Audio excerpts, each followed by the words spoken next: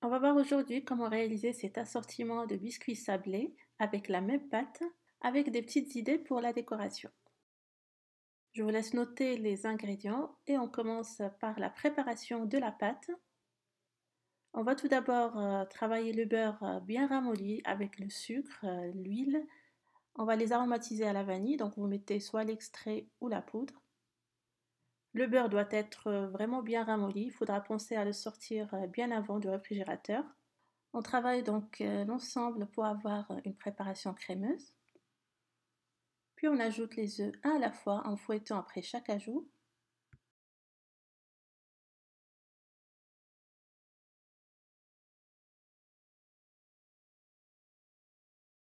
En dernier, on va incorporer la farine tamisée et on va continuer à mélanger pour avoir une pâte bien homogène.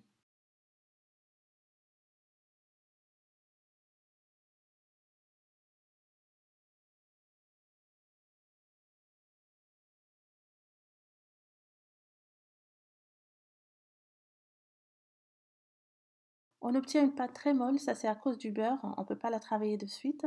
Donc le mieux est de la répartir sur 3 morceaux, l'envelopper dans du film alimentaire et la mettre au réfrigérateur pour qu'elle refroidisse. Elle sera plus ferme et plus facile à étaler par la suite.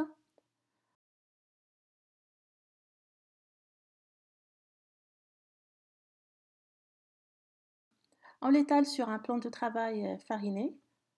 Comme on va coller les biscuits en deux, il faudra l'étaler assez fine pour avoir un joli rendu. Après, vous découpez les formes de votre choix selon l'emporte-pièce que vous avez. Là, je fais des formes carrées. Ceux-là, je vais les enduire du blanc d'œuf et les parsemer d'amandes effilées. Les chutes, on les ramasse, on les enveloppe dans du film alimentaire, on les place au frais pour en faire d'autres biscuits par la suite.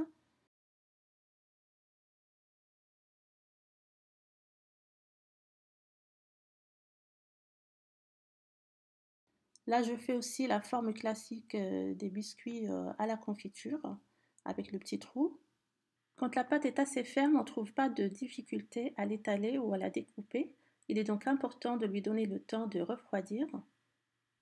Là, je fais aussi des petits cœurs. En gros, j'ai fait 4 types de sablés avec cette pâte. On les place sur la plaque du four et on les met à cuire à 160 degrés pendant 15 minutes.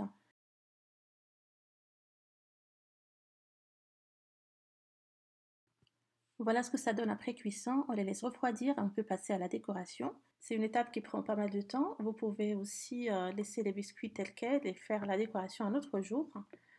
Mais avant, il faudra préparer la confiture. Il vous faudra une confiture d'abricot sans les morceaux de fruits. N'hésitez pas à la mixer pour la rendre plus lisse. On a besoin qu'elle soit plus épaisse pour qu'elle ne coule pas et la décoration qu'on va coller sur les biscuits ne bouge pas. Donc je la mets dans une casserole, j'ajoute 1 à 2 cuillères à soupe de sucre et je la fais bouillir en remuant constamment jusqu'à ce qu'elle s'épaississe. Je prépare aussi mes petites décorations au chocolat. J'ai fait fondre du chocolat et je viens les verser dans ces petits moules spécial chocolat. Je place par la suite au frais pour que ça fige. Là, je colle les biscuits par deux à l'aide de la confiture.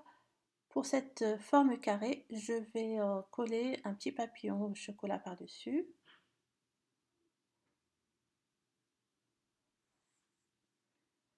Je colle les autres biscuits à la confiture et après je vais enduire un côté du biscuit de confiture et je vais le parsemer de graines de sésame. J'ai fait aussi cette forme que je viens donc enduire de confiture. Je vais coller une petite décoration au chocolat dessus et au niveau des bords, je vais mettre des amandes grillées concassées. Bien sûr, ce ne sont que des petites idées de décoration. Laissez libre cours à votre imagination et créativité. Pour les petits cœurs, on peut les coller en deux, soit avec du chocolat ou du caramel. On les trempe à moitié dans du chocolat et après on peut les parsemer soit de graines de sésame, amandes concassées ou même des graines de pavot. On peut utiliser aussi du chocolat blanc si on veut. Voilà, donc on obtient un joli plateau de 4 sortes de biscuits sablés faits avec la même pâte. Merci d'avoir visionné cette vidéo et à la prochaine.